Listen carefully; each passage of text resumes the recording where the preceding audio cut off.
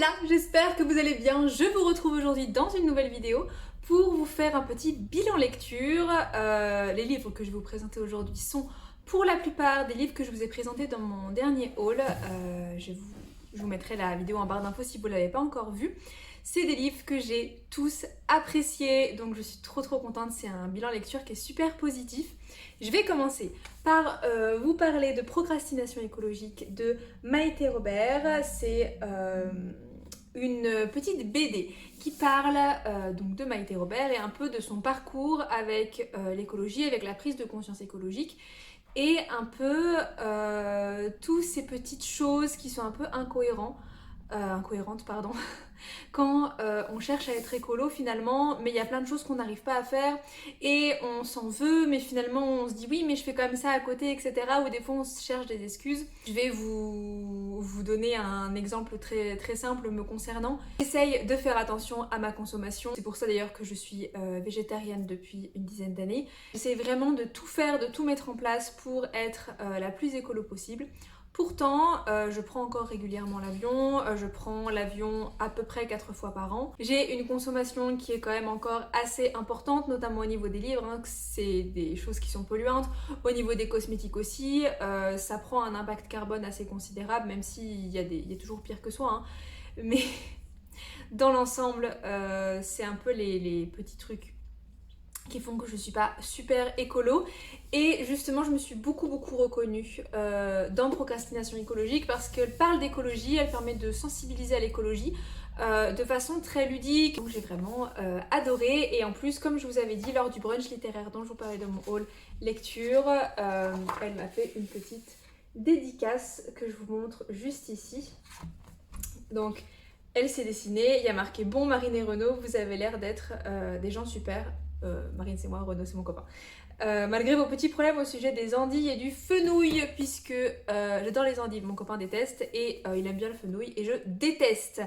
Voilà, donc c'est vraiment un livre que je trouve qui est super si vous voulez vous renseigner un peu sur l'écologie, ou si vous êtes déjà écolo et que vous avez envie de lire un livre qui traite de ce sujet. C'est très chill, c'est très bien écrit. C'est léger, mais en même temps vous abordez des thèmes sur l'écologie qui sont assez forts et assez importants, et ça vous donne un peu des petites astuces pour être écolo plus au quotidien. Je voulais vous parler également de encore My Gus of the Library. J'ai lu le tome 3, j'avance petit à petit. Il faudrait d'ailleurs, en parlant de manga, que je relise The Promised Neverland, c'est ça, parce que je suis au tome 13 et j'ai toujours pas avancé. Bref, Magus of the Library, donc on est toujours chez ce jeune garçon qui veut atteindre la cité des livres et pouvoir y travailler, et qui va passer un concours pour devenir Kahuna, donc un peu protecteur des livres. Là, on est plus dans un tome où on voit qu'il a grandi, où on continue à voir l'importance des livres et de la littérature, mais on va plus en apprendre sur la société des livres et également sur ce personnage. Donc je trouve que la saga commence à prendre un peu en maturité, et ça c'est super. Comme d'habitude, hein, j'adore, je pense que je rachèterai les autres et je les lirai au fur et à mesure. Ensuite, un autre coup de cœur, c'est La Cantine de minuit. Je vous en parlais dans mon haul. C'est un manga de Yaro Abe, c'est un premier tome, il me semble qu'il y a 10 tomes. Et en fait, c'est un manga qui est bien de par plusieurs aspects. Déjà, de quoi ça parle? Si vous n'avez pas vu mon haul, c'est l'histoire d'un restaurant, bar, café qui est ouvert de minuit à 7h du matin. Donc pour certains c'est la cantine de minuit, pour les autres c'est la cantine du matin. Et vous allez voir défiler un bon nombre de clients qui vont pour chacun prendre des plats différents, des boissons différentes, et qui vont un peu raconter leur vie. Le narrateur va aussi un peu nous raconter une partie de leur histoire, qui vont se rencontrer, qui vont parler, qui vont partager des choses. Et c'est un ouvrage qui est tellement chill, tellement agréable à lire. On se met vraiment dans ce mode de café au Japon en pleine nuit, c'est une atmosphère qui est très calme, qui est un peu très douce comme ça, qui donne vraiment envie de s'immerger totalement dans la culture japonaise. Ce qui est marrant, c'est que vous avez une façon de parler du Japon qui est très intéressante, puisque déjà au niveau des plats, en fait, à chaque fois il y aura une petite explication en note de bas de page sur qu'est-ce que c'est ce plat, dans quoi il est plutôt, dans quelle région du Japon il est plutôt mangé. avec quoi c'est composé, pourquoi on appelle ça comme ça, des choses comme ça. Donc vous en apprenez un peu plus sur le vocabulaire des plats japonais. Et également, c'est une très bonne façon de connaître un peu la culture japonaise, puisque vous avez des personnages qui sont assez typiques du Japon, tout simplement. Et ils sont super attachants, on les suit vraiment sur tout le livre. Donc je ne sais pas si les prochains tomes, on va retrouver les mêmes personnages aussi, on va en connaître d'autres. En tout cas, j'adore, j'adore, j'adore, j'adore. J'ai adoré. Ça se lit super vite. Et ce qui est bien, c'est qu'en fait, vous avez des chapitres nuit par nuit. Par exemple, je vous montre juste ici, qui est le chapitre le bacon croustillant. Voilà, chaque chapitre a des petits noms de plats. Et chaque chapitre va en général tourner autour d'un plat. Et ouais, vous n'avez pas besoin forcément de lire ça d'une traite, vous pouvez y revenir plus tard, il n'y a pas forcément d'histoire qui se suit et c'est pas très page turner en fait, donc il n'y a pas vraiment besoin d'être collé à son livre tout le temps. Et c'est vraiment super cool, donc je suis trop contente d'avoir pu faire cette découverte.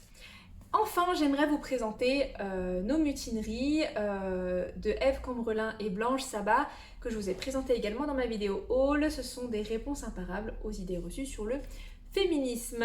Donc, vous avez les deux autrices qui vont prendre des phrases qu'on a souvent, qu'on entend souvent, en tout cas quand on est féministe, du genre « je suis pas féministe, je suis humaniste » ou le not all men, oui mais t'es féministe, mais tu mets le voile, mais tu t'épiles, mais ceci, mais cela.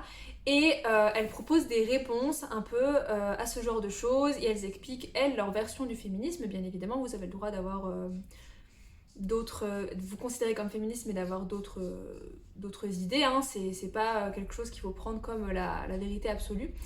Mais ça aide pas mal, ça donne déjà des pistes de réflexion s'il y avait des questions que vous vous posiez vous sur le féminisme, et également ça vous donne un peu des armes pour répondre à certains détracteurs du féminisme, même si je ne comprends pas qu'en 2022 on puisse encore avoir des gens qui ne croient pas que l'égalité entre les hommes et les femmes devrait juste être la base.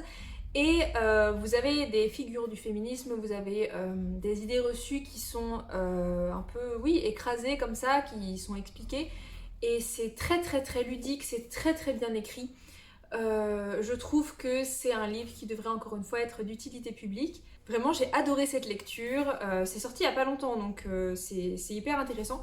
Et ce que vous avez d'intéressant aussi à la fin, que j'ai découvert hier soir, c'est que à la fin, vous avez un lexique avec plusieurs termes, soit des termes sur l'identité de genre, soit les termes sur le féminisme, pardon.